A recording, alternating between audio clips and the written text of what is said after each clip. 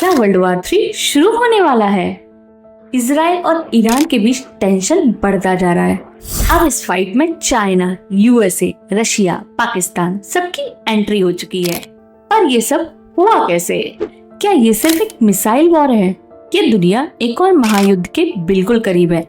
आज हम पूरा सच डिकोड करेंगे, हिस्ट्री से लेकर लेटेस्ट सिचुएशन तक, इजी लैंग्वेज में।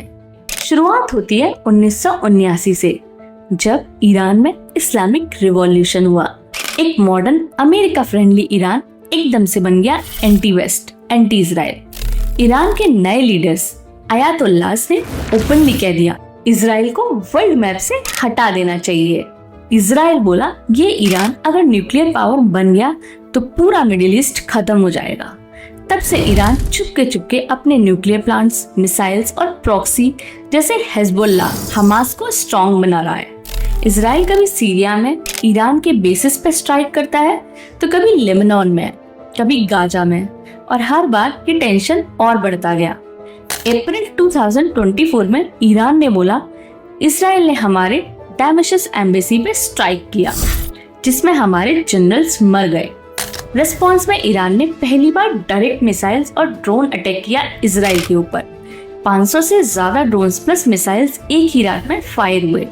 इजराइल ने 99% मिसाइल्स डिस्ट्रॉय की, लेकिन ये सब कुछ एक न्यूक्लियर लेवल वॉर के पहले के स्टेप्स लग रहे हैं। रशिया बोल रहा है दुनिया न्यूक्लियर डिजास्टर के बिल्कुल करीब है।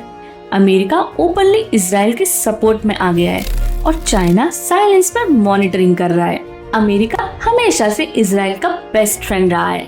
यूएस के मिलिट्री बेसिस, वेपन्स और इंटेलिजेंस सब कुछ इजराइल के लिए रेडी है।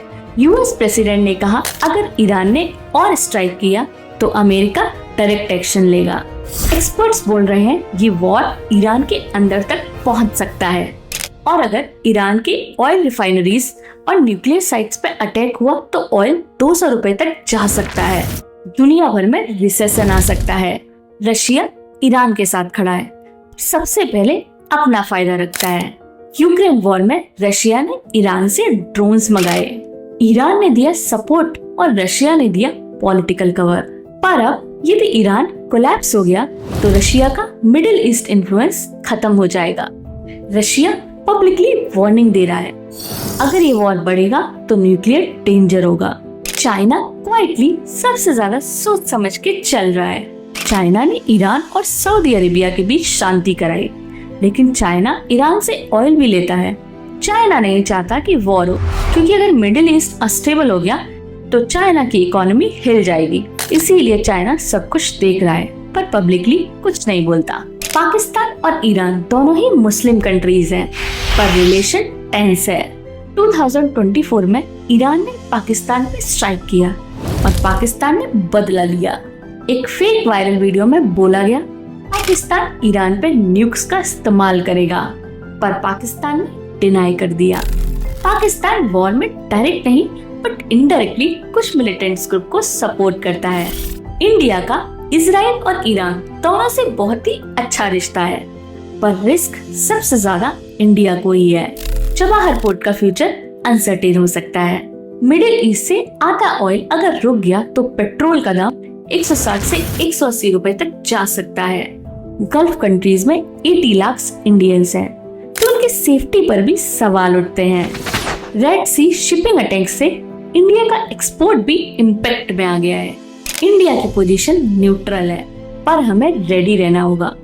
Stock market crash, oil crisis और डिप्लोमेटिक प्रेशर के लिए। अब सवाल ये है क्या ये वर्ल्ड वॉर 3 है? टेक्निकली नहीं, पर हाँ ये प्री वर्ल्ड वॉर जोन जैसा लगता है।